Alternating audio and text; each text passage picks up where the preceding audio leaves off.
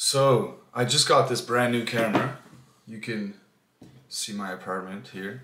I thought I would, for my first video here, my first vlog for YouTube here, I thought I would do a little bit of a story time. So, essentially, I thought I would explain to you guys how I got into drawing, how I quit drawing for, almost 2 years, and then how I started this journey on trying to become a professional artist.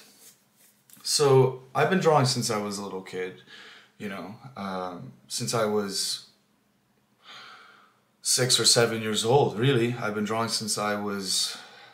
Honestly, I think I could draw a little bit earlier than I could even spell my own name. So I was really, basically, I was drawing at a very early age, so like I was playing around with pencils before I could use one to write my name, even just drawing like little stupid stick figures. So I think when I was about 8 or 9 years old, I started getting into drawing Pokemon and Dragon Ball Z.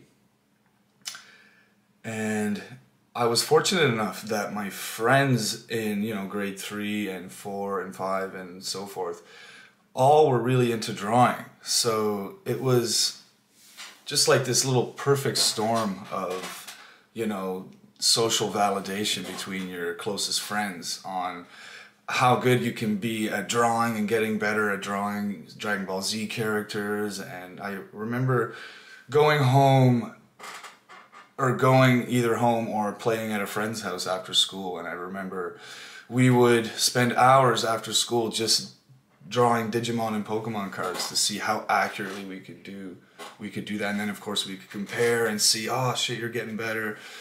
So even at a very young age, I was very focused on getting better at drawing. I had no concept of like what it would take to draw a face or anything like that. But even just drawing anime, I still had that mindset even at a young age on wanting to get as good as I can every single time. So fast forward till about grade 8, when I was 14 years old, I started drawing my first portrait. I felt at the time that like anime, I guess, wasn't challenging enough, and I had started following people on DeviantArt that were into drawing portraits, and it blew my mind that people could draw a face. So I decided to start drawing portraits around the age of 14. And I sucked, not bad considering, your first ones, you spend an hour or two on them, you don't know what to expect. So, early on they weren't very good, but again, I took that same mindset of like, how do you make each one just that little bit better, right? And then, portrait after portrait, you're getting incrementally better. And I followed that step basically until I was in my early 20s and mid 20s, just, drawing on and off. I wasn't very consistent back then, like when I was younger, I was very consistent, drawing every single day, like I was saying at my friend's house, drawing after school and all that. But when I started drawing faces, when I started going to university, I became very inconsistent with drawing. I was drawing I would draw 8 hours a day for 3 days and finish a drawing and then not draw anything again for 2 to 6 months, so very undisciplined. I was a little bit more focused on, lifting at the time, and I was in university and I didn't have as much time to draw, but, looking back now, that's just a stupid excuse. But regardless, I was definitely not as consistent then as I am now. So fast forward till about 2016. That would have been the time that I had drawn Steph Curry, and that would have been my last drawing that I did for 2 years when I moved here to Halifax, Nova Scotia.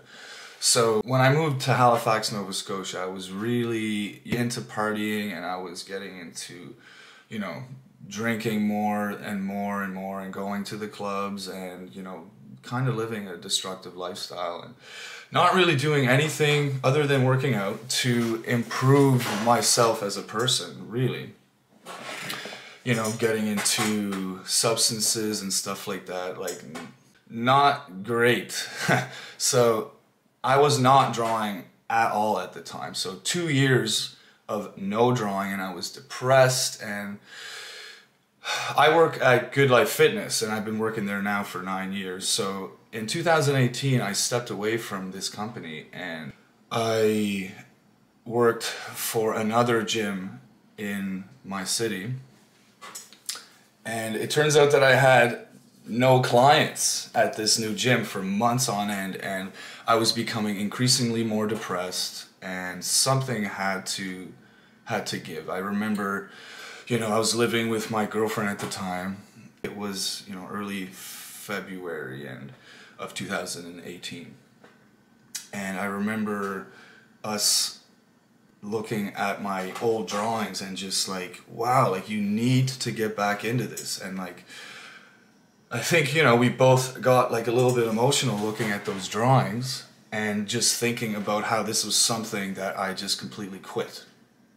Like, wow, I'm either gonna just accept that this lifelong passion that I've had for my entire life is just something that I'm going to quit and never do again.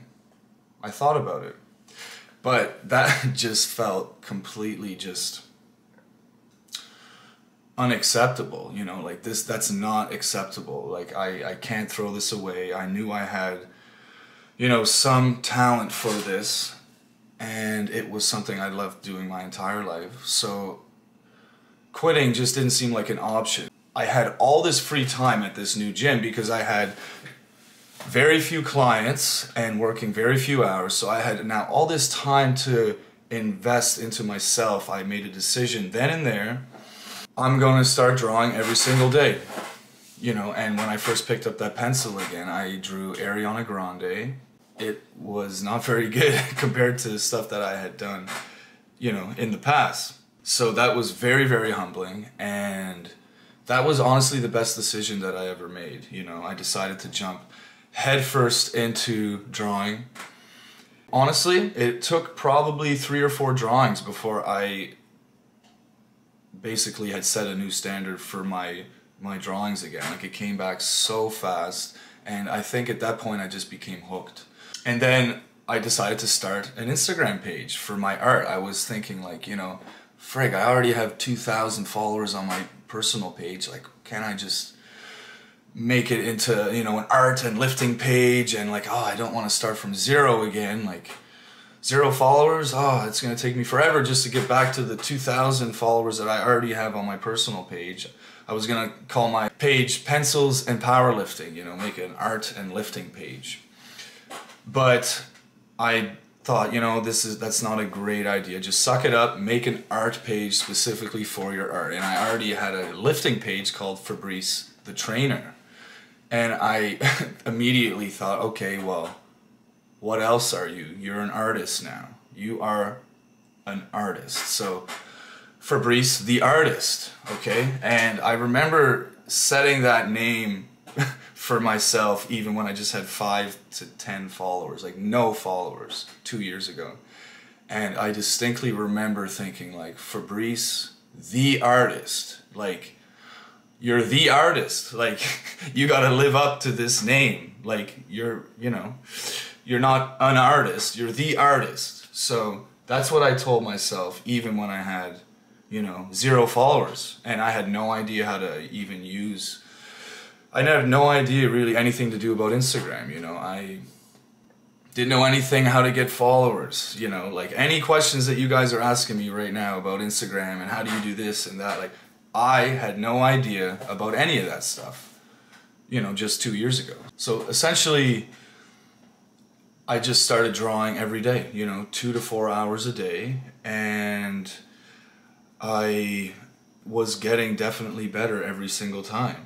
And I didn't know anything about editing videos. I thought, wow, what do people even post on their art page? Do they just post their finished drawings? Like, geez, if a drawing takes me 2 weeks or a week or however long, like, I'm only gonna post every 2 weeks. Like, I need to think of other stuff that I can post, right? So I just started, documenting the process along the way. If I took a cool angle picture a cool progress picture that I thought was cool, had a nice aesthetic to it, I'd go ahead and post it, you know. I just decided not to second guess anything about that process, even though I didn't know what I was doing. But my photography skills got better over time. Eventually I started posting videos. Like my first time lapse was Ariana Grande like 6 or 7 years ago with, you know, my phone stacked on some cups. Anyway, so my first time lapse and starting drawing again was Deadmau5, and it was just the worst quality, just crappiest time lapse video you can imagine. But I didn't care. I just was so passionate about, you know, getting better and better. I knew that there was people a million times better than me, but I didn't care.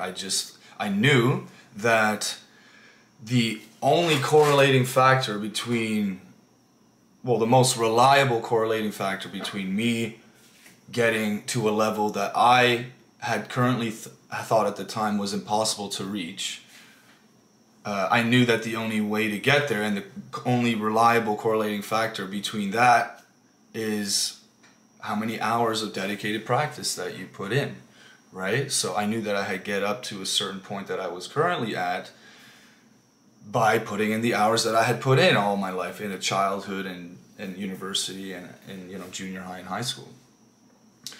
So I knew that that was the only thing that would get me to where I wanted to go. And you know, crazy thing to think about now is like the level that I'm at now, the, you know, being able to draw Rihanna and Mike Tyson and all these, you know, hyper-realistic drawings. I never considered myself a hyper-realistic artist 2 years ago. You know, I tried to aim for photorealism, you know. I thought, honestly, that the level that I'm at now was an actual impossibility. You know, I thought, okay, maybe I could get there someday if I practice for another 10 years. You know, maybe I'll get to that, you know, Kelvin Okafor level. Which, of course, you know, I still got some ways to go to get there, but I have no doubt that I will eventually get to that level. Whereas 2 years ago, I would have told you that it was an impossibility to ever get to that level. And if I ever did, it would take, you know, decades of, you know, training and, you know, I had no idea. But the point of that is essentially to say that you can get way further than you think you can, you know. I thought that the level, 2 years ago, I thought the level that I'm at now was to be a physical impossibility, can't be done. But, you know, you take it one drawing at a time, and if you improve incrementally each drawing, I mean, the reasonable conclusion there is that you will eventually get to that level that you thought was impossible, you know. If you just don't quit and you just keep practicing, you get better every single drawing, just even by just an infinitesimally small amount. Well, if you do enough drawings, you will get to that level, right? So that's what I kept telling myself. And yeah, so then about 6 months ago, I got a tripod, and I thought, wouldn't it be cool to actually make some videos kind of explaining like how I do these drawings.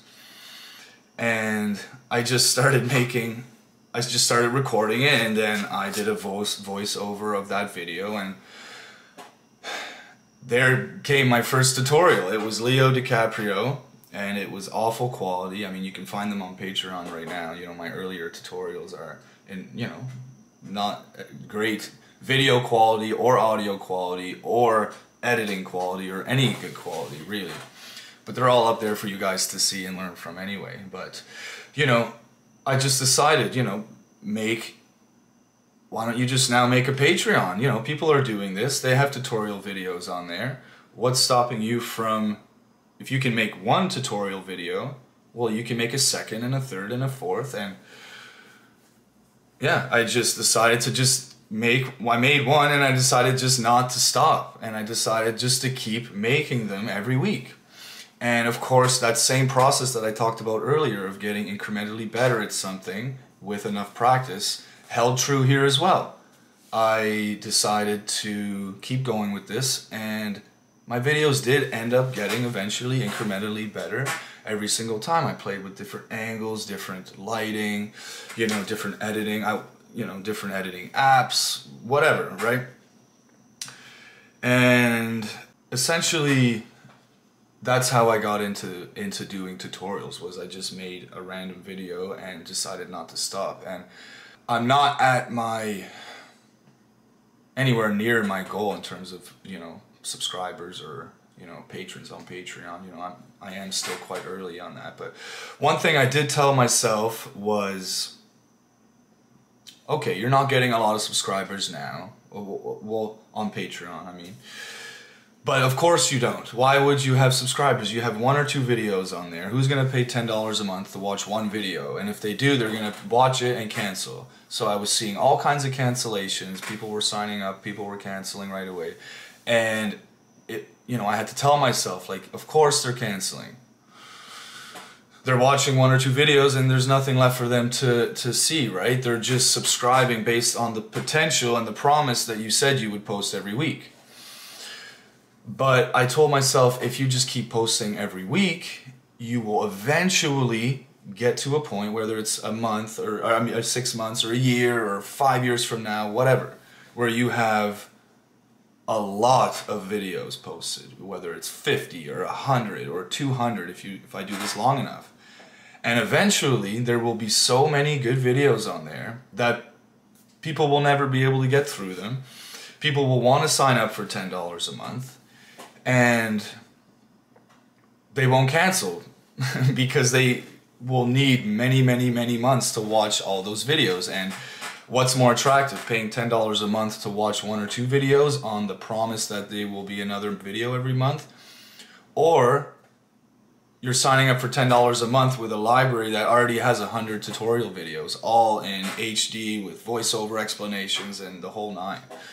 So I told myself that that is way more attractive and you just need to keep posting every single week and the patrons will come. And, you know, lo and behold, I'm nowhere near my goal, but I am seeing more steady growth now and a lot fewer cancellations on my Patreon now than ever before, because people are having to spend more, you know, at least a couple months or 3 months to watch, you know, the videos that they want to watch.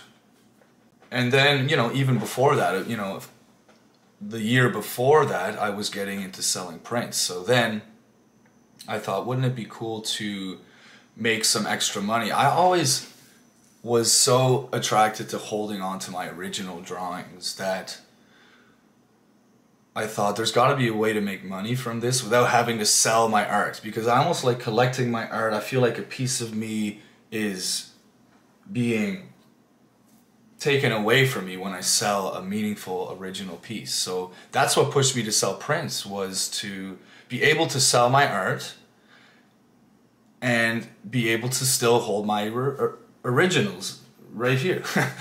Okay, so anyway, I just wanted to make a video explaining how I got back into drawing. You know, my journey towards becoming a professional artist, which, having taken 2 years off, how I started my Instagram page, you know, the fact that you guys can, you know, do the same thing. I believe that you guys can if you believe in yourself and you are consistent and you stop making excuses for yourself. And that's all I wanted to say. So, I'm out. I'm going to meet my friend Pat, the, you know, videographer that's behind a lot of my Instagram videos, you know. Maybe you guys will see him on my YouTube, you know, maybe we'll sit down and have a chat about art and whatever else. So, hopefully that first video wasn't too boring, and I will see you guys in that next video. Peace.